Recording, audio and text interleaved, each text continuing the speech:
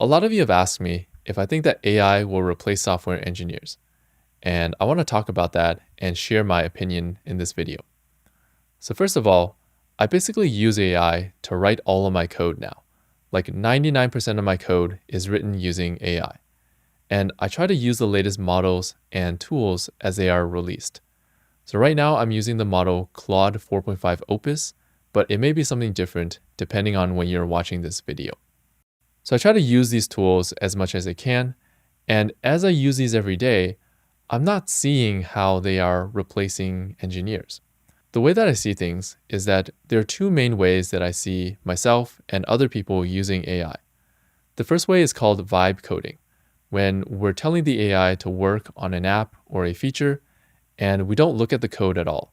We let the AI handle all of the code itself. And the other way that I see people using AI is just regular software engineering. So like we tell the AI to generate the code, but then we also review the code to make sure that we understand exactly what's going on. And by the way, I do both of these things. So I have a side project that I like to work on, and I use vibe coding there because I just want the product to work. I don't really care about how the code looks. I just want something working so that I can get users and I can get some feedback. Now, when I'm working at a tech company, I have to use regular software engineering because, for one, I need to understand exactly how that code works. That's part of the responsibilities that I have. And number two, I've also noticed that vibe coding, or letting the AI handle all the code, actually does have its limits. But before I talk about that, in using AI to vibe code and to do regular software engineering, I've noticed that it's a very collaborative process, both when I'm using it and when I see other people using it online and in real life. So we're basically giving the AI a task to do, the AI comes back, and then we check its work to see if it's correct.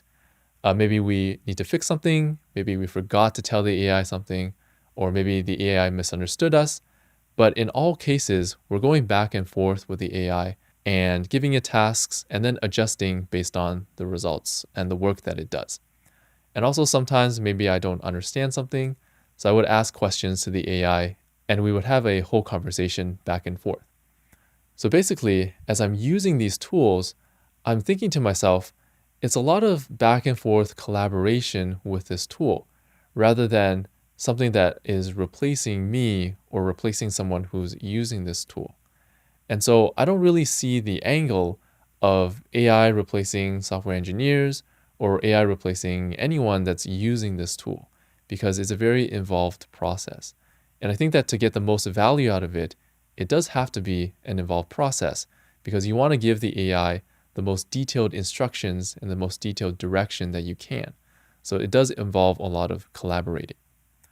Now, I want to go back to the point that I talked about where I've started to hit some limits with vibe coding. And those limits come when your app gets a lot more complex.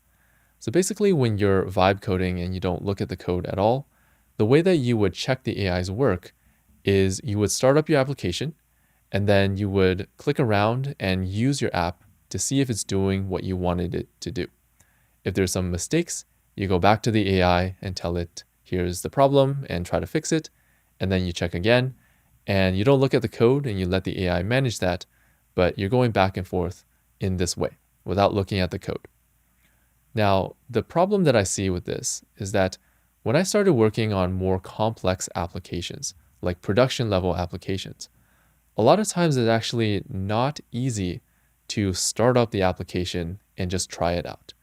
A lot of these applications are dependent on different services, and I often have to get my account into a very specific state to run my code.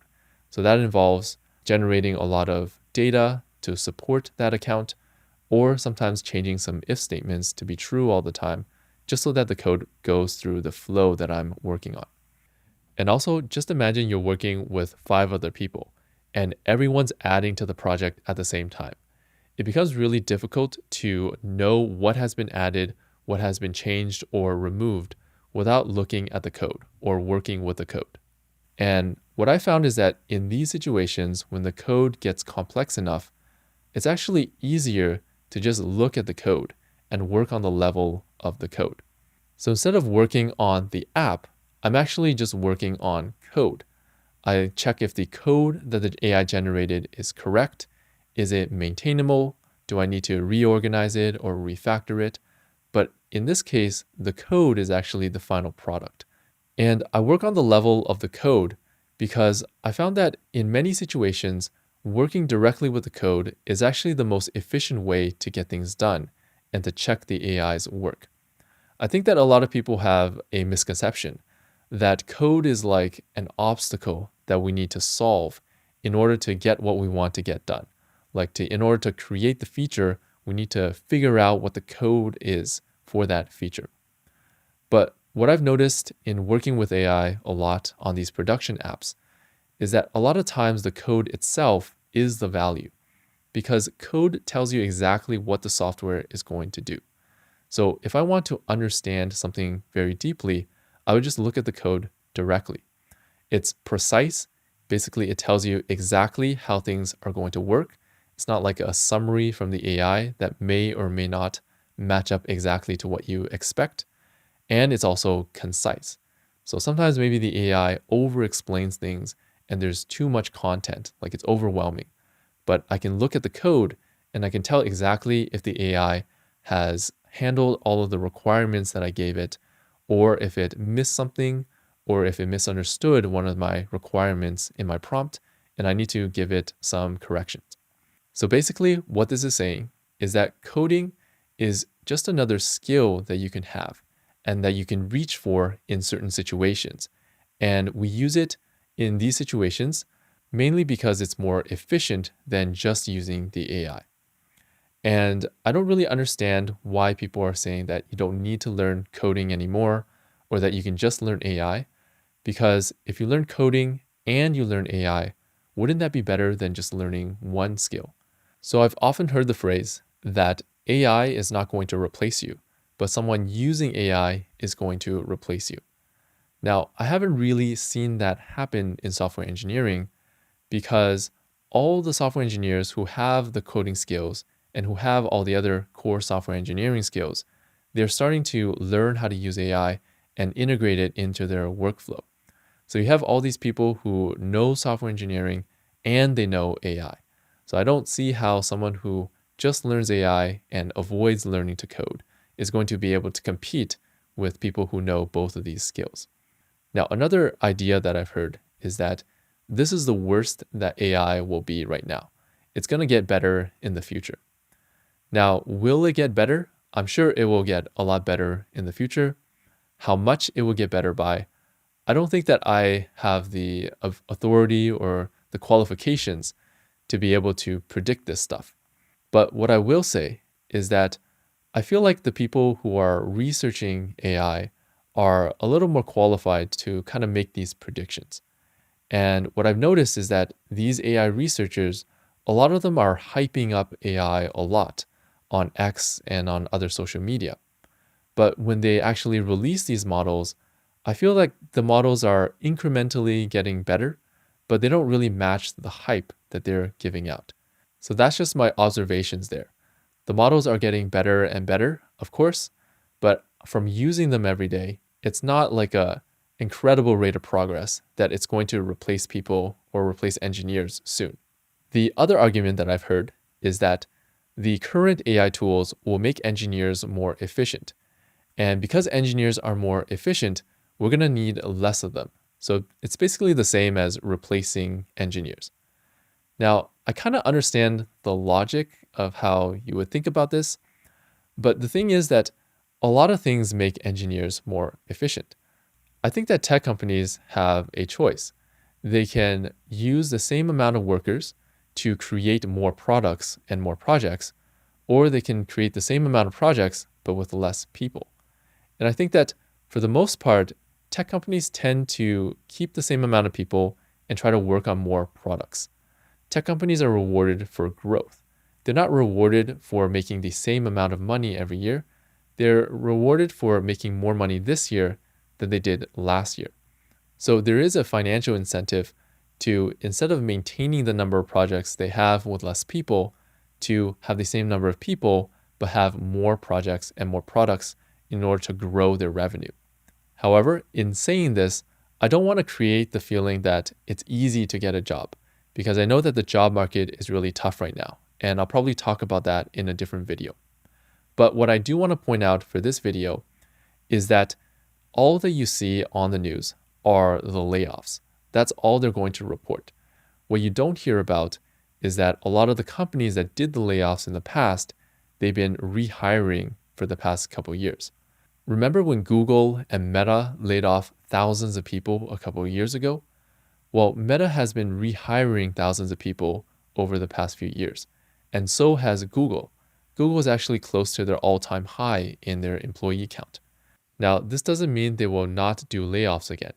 They might do more layoffs, they might rehire again and do more layoffs and rehire, but the point I want to make is that in the news, you're only going to hear about the layoffs. If companies decide to hire again, you don't really hear any news about that. And it creates this impression that jobs are just going down all the time and they're not going up again. And that kind of perception, I think, is not entirely true. Even though the job market is very tough right now, the perception that this industry is collapsing is not true at all. And if you look at the actual employee numbers for many of these companies, you realize that there are way more people that are making a living in tech and in these tech companies than there were back in 2018 or 2019 when we had a good and strong job market. So I think that the story about the job market is not so one-sided and negative. I think it's somewhere in between. And it's not an indication or evidence that AI is replacing software engineers. In using AI every day, I don't see this as a tool or a process that is replacing engineers. It's very collaborative, and it requires a lot of input from the person using the tool. And in many situations, coding is actually the most efficient way to do things. So all the core software engineering skills that you have are actually very valuable. And that's why someone that just knows AI is not going to be able to compete with someone who knows engineering and they know how to use AI effectively. So if I was to say, do you need to learn how to code? I would say, yes, you definitely need to learn how to code if you want to work at a tech company as a software engineer. And I would phrase it like this: learn AI and learn how to code, not learn AI instead of learning how to code. Because by learning both of these skills, as well as all the other software engineering skills, it'll help you compete with everyone else who wants to work in this industry. So thanks so much for watching. I hope this was helpful for you. Now let me know if you have any questions or thoughts. Obviously, I don't know everything, so we can have a discussion. And let me know if there's other topics that you want to discuss in future videos. Thanks so much for watching, and I'll see you in the next one.